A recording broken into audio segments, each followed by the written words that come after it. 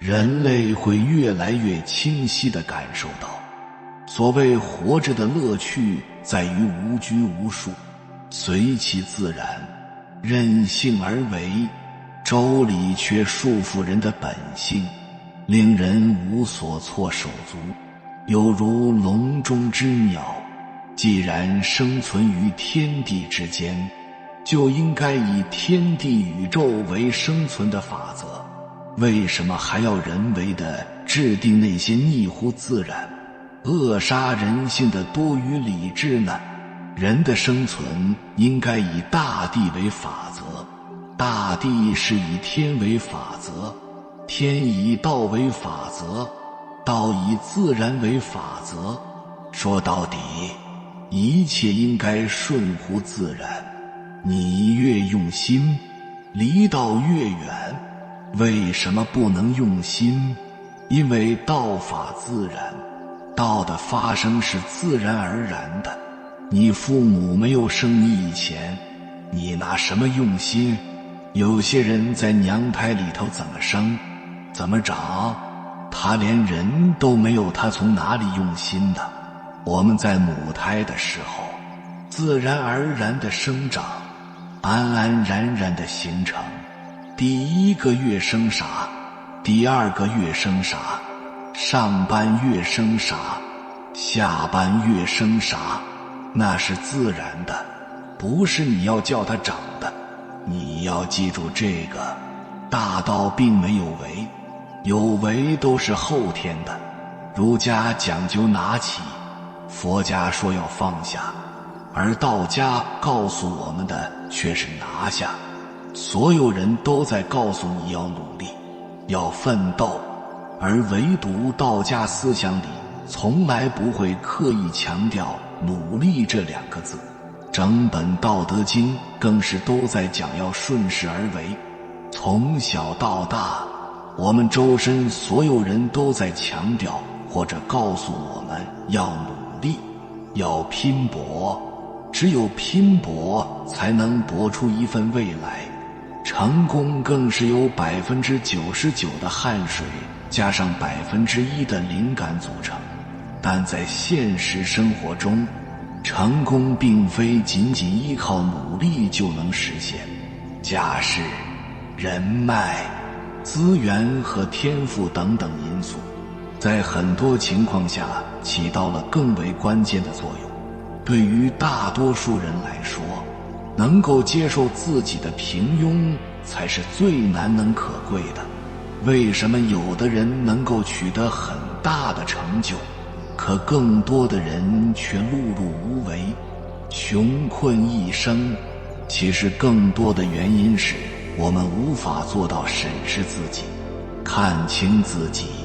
而道家思想中的顺势而为、量力而行，更是告诉了我们，富贵和机缘往往取决于天命，我们不应过于执着于此，而忽视了许多人生当中的风景。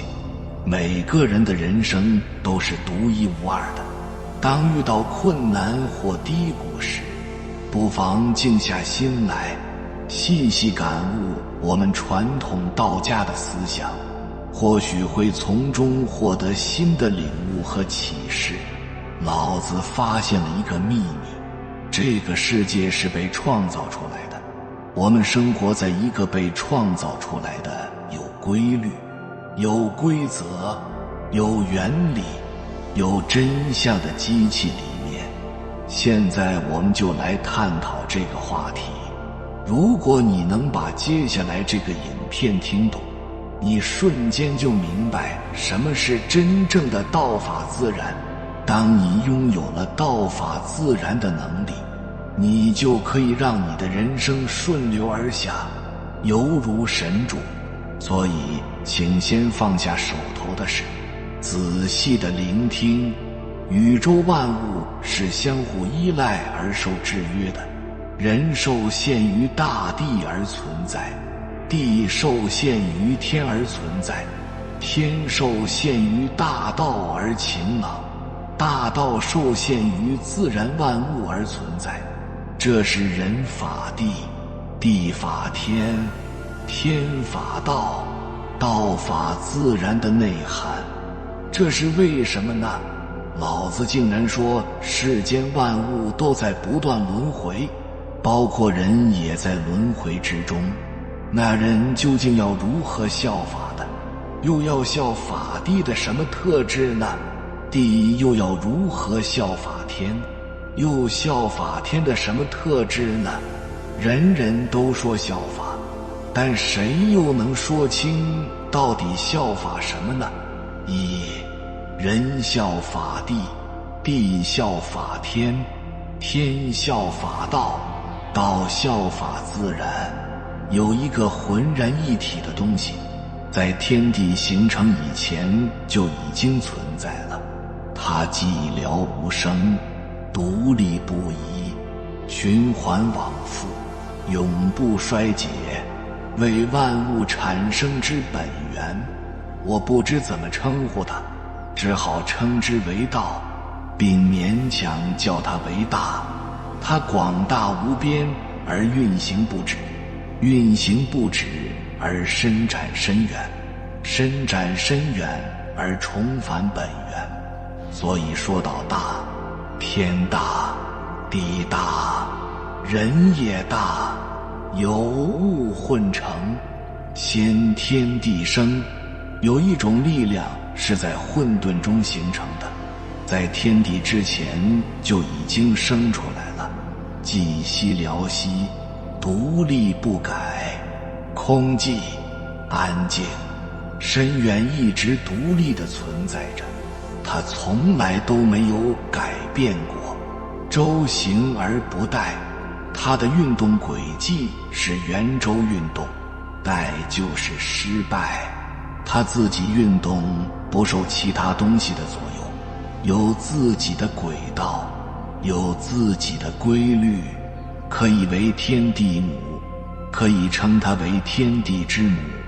天地都是按照他的想法生成的。无谓知其名是说，我不知道这个力量叫什么名字，自之曰道，给它起个名字，称呼它为道。那种力量是空寂，独立不改，一直存在的，无声无形，是天地万物的本源。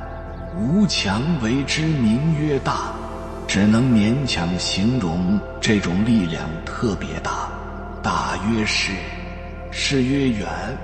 道的存在是无边无际的，道离出发点开始运动起来，离出发点越来越远。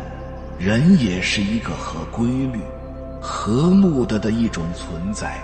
每一个人本身其实都是一个天人合一的小宇宙，远在天边，近在眼前。大曰是，是曰远，远曰反。很多人老是想以为走得远才能寻找到的东西，其实就是在身边。事物的运动都是仿佛回到出发点的运动。万事万物发展的规律一定是由一个源头开始，然后越发展越大，越发展越远，最后再返回到根本。猴群有猴王，羊群也有领头羊。领导者在很大程度上决定了这个生物群体的存亡。在人类发展的每一个过程中，领导者的品性、修养、智慧都极大地决定了整个族群的生存环境与生存品质。领导者的修为一旦出了问题，整个系统都会出现问题。反之，如果领导者特别杰出，会使整个系统都得到提升。宇宙万物实际上是一个不可分割的整体，其中自然最大，包括天地人都是自然的一部分，就像大自然里的一个小部件。只有小部件保持完好，运行良好，整个自然大道才能和谐地运行和持续下去。到离开大自然，就像水离开了源头，树木失去了根，根本难以存活下去。道法自然里的自然，除了指代大自然之外，它还有一层意思，即自由自在的状态。道只有在自由自在的状态里，不受外界的干扰和强迫，才能体现出最大价值。就像一个人的本心，若强迫改变，就会适得其反。二，顺应规律，看似无为，实则有为。人法地，地法天，天法道，道法自然。前面这9个字，这是一种修辞语法，出发点都是人。人要法地，法天，人法地。人首先要效法学习大地的精神，厚德载物，地法天。人也要效法学习天的精神，天体日夜不停不断地进取，不断地运动，不断地努力。古人认为这是内部阴阳2种力量相互作用的结果，一阴一阳之谓道，是内部力量的运动，不是外部力量的左右。这就是自强，日夜不停，不断的努力，这就是不息。所以天的最主要的精神是自强不息。天行健，君子以自强不息；地势坤，君子以厚德载物。天法道，人也应该效法天道，敬畏天道。天道落到心里就叫做良知。人在做，天在看，道法自然。道的原则本来就是如此，它是永恒没有变过的。道最重要的原则就是生养万物，但是不居功自傲，不把自己抬得很高，而是把自己隐身于背后，让大家按照规律去做。从整句话上看，人、地、天倒是层层递进的关系，而法可以理解为效法的意思。人法地，因为人生存在大地上，自然得遵循大地的法则。大地是人的根基，大地没了，人也就没了。按照现代的说法，这里所说的大地指的是地球。天比地大，因为天是将地整个包围的。古人认为天外有天，而现代天文也证明地球之外的3维空间几乎是无穷无尽的。因此这里的天按照现代的说法指的是宇宙。宇宙效法的是什么？老子认为有一种神秘的力量，让宇宙运行井然有序，而这一种力量便是道。在人、地、天、道的递进关系中，道便是尽头。那么作为尽头的道，又效法什么？遵循什么呢？答案是道法自然。这里所说的自然，并不是现代人们所说的大自然。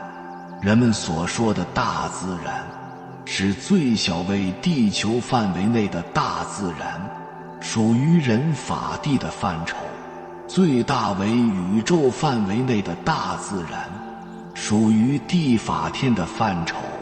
宇宙的规律决定地球的规律，地球的规律决定地球上生物的规律。正本溯源，宇宙的规律从何而来？答案是自然而然形成的。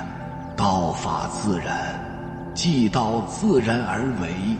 它存在，它只顾着做它自己，看似无为，实则有为。只要道存在，万事万物便遵循道的规律，层层递进，层层传递。就像宇宙遵循道的规律，地球遵循宇宙的规律，人遵循地球的规律一样。那么作为核心的道是什么呢？人们众说纷纭，只能说道可道，非常道。道贯穿于事物之中，无法言说，却又无处不在，无时不动。道不以人的意志为转移，具有相反相成的特质，其根本法则是反者。道之动，弱者道之用。天下万物，生于有，有生无。道是世界的最高法则，先天地而生，可称为天下之母，也可称之为玄，玄而又玄，众妙之门，其中蕴含着天地万物的变化规律。这是典型的唯心主义思想。老子认为，当某种特性达到某种程度时，就会发生相反的变化，即物极必反。比如大成若缺，大直若曲，大巧若拙，大智若愚。祸兮福之所以，福兮祸之所伏。但具体的转换条件却并未指明。老子的辩证思维与其唯心论道之间存在一定的冲突，认为道是永恒的、绝对的，有无、强弱等对立面都是暂时的、相对的，对立范畴的事物都会回归于静。夫物芸芸，各复归其根，归根曰静。所以对立面之间不需要转换的条件。在老子的眼中，对立面之间的转换是绝对的、无条件的、自然的。反者，道之动，并以此作为处世的秘诀，主张凡事皆从反面着手。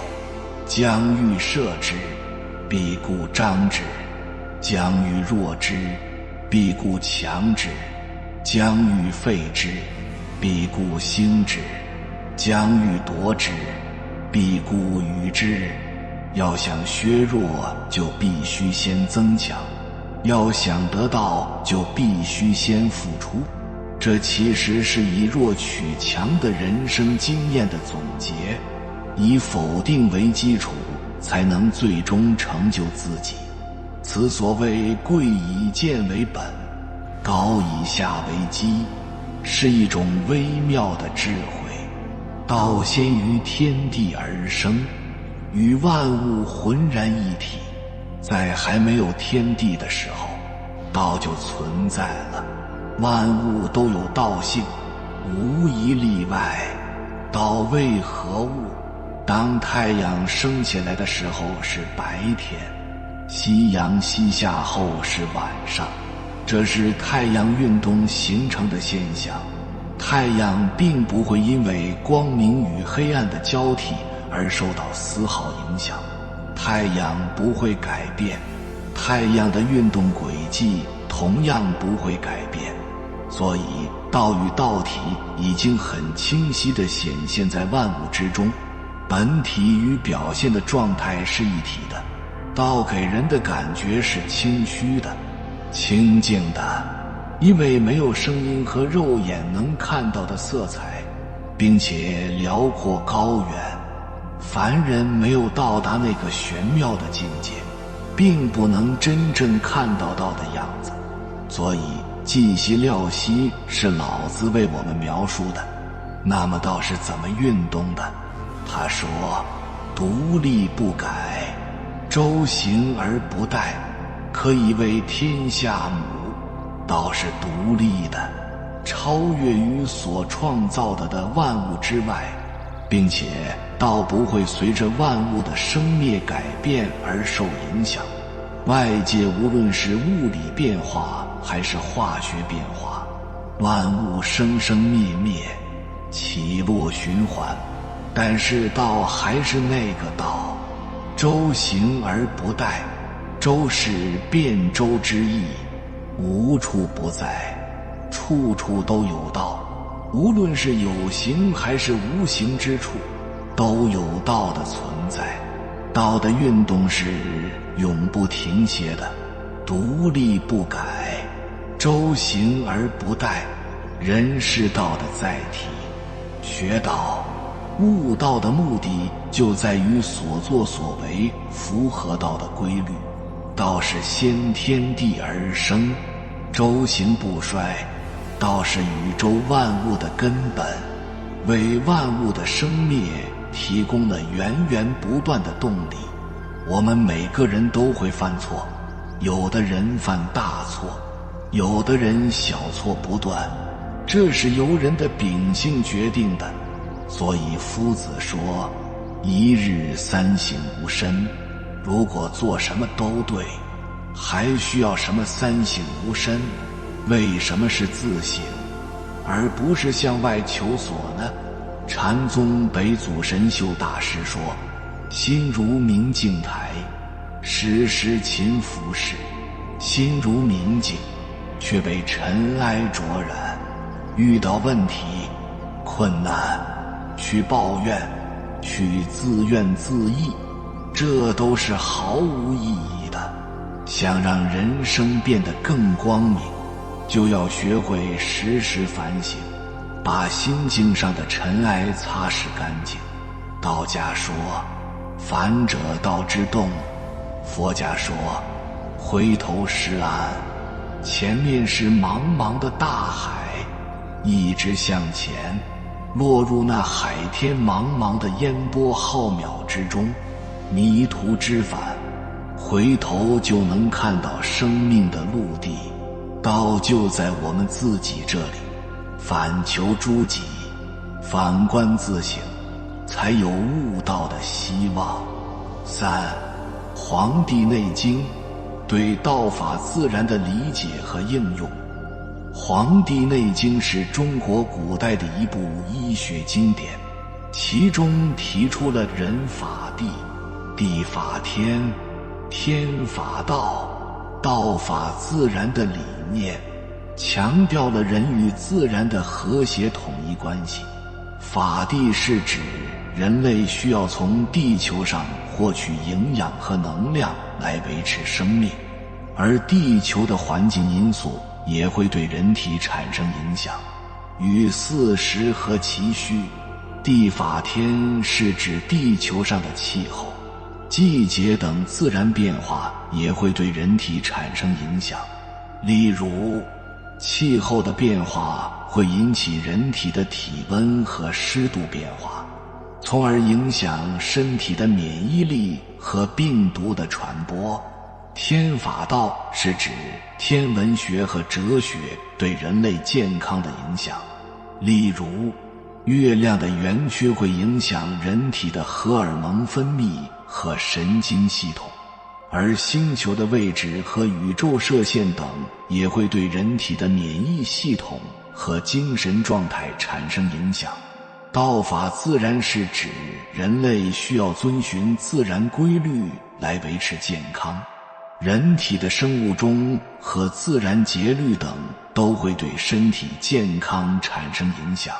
理解《黄帝内经》关于人法地、地法天、天法道、道法自然的理念，并利用其特性来促进身体健康，是健康养生的一种有效方法。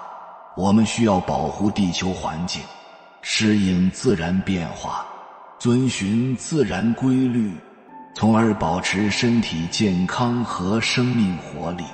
道最大的特色是什么？自然。这个自然并非我们今天所说的大自然。大自然是指人类世界之外的非人为的生命与物质世界，而自然是指自己如此。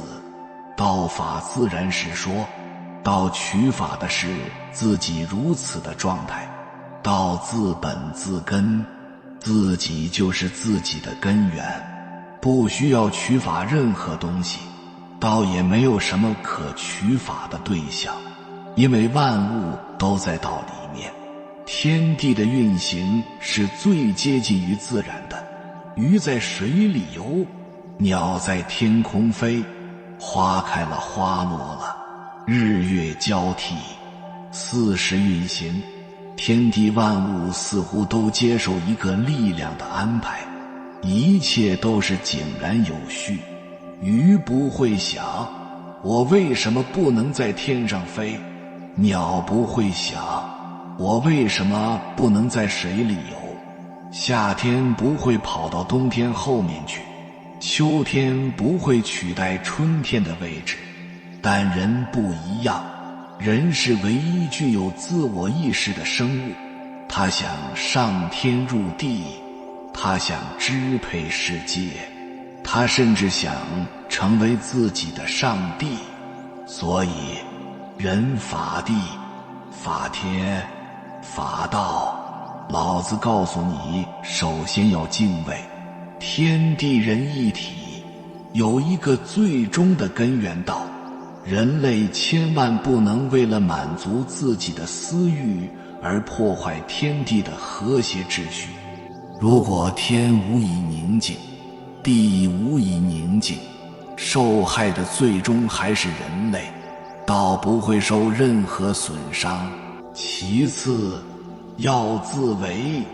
老子说，功成事遂，百姓皆悦。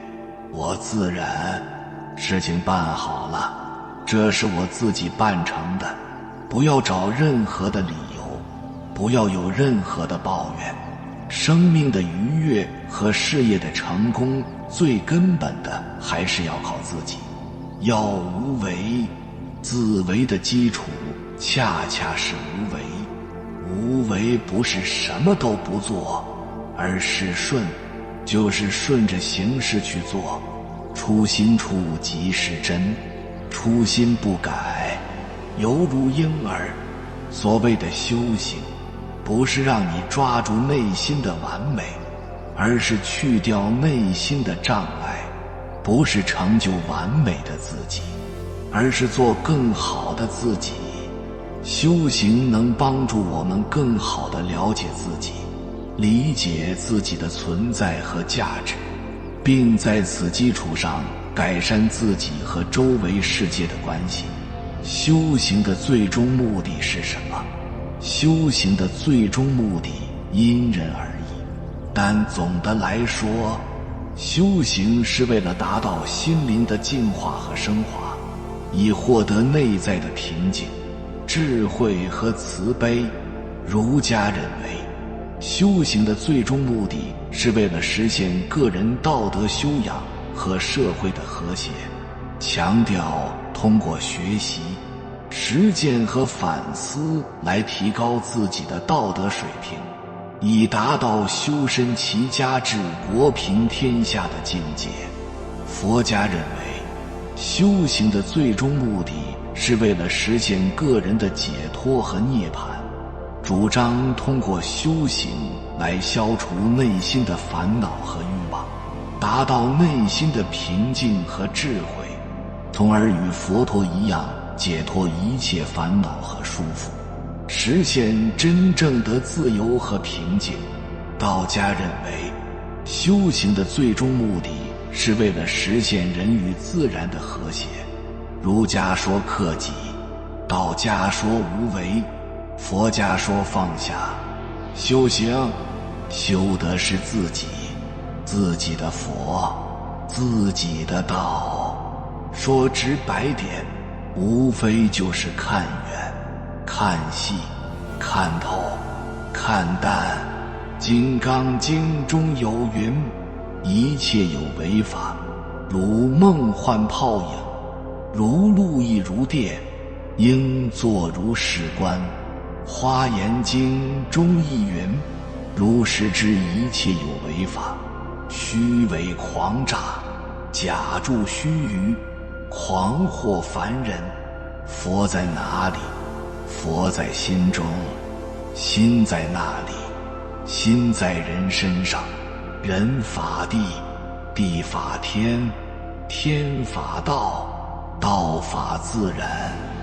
如果每个人能在自己的道上发光放热，温暖他人的同时也在温暖自己，何愁缺乏幸福？有缘人，感谢你看到最后。如果今天的影片对你有所帮助，请按个赞给我响应，回复一句道法自然。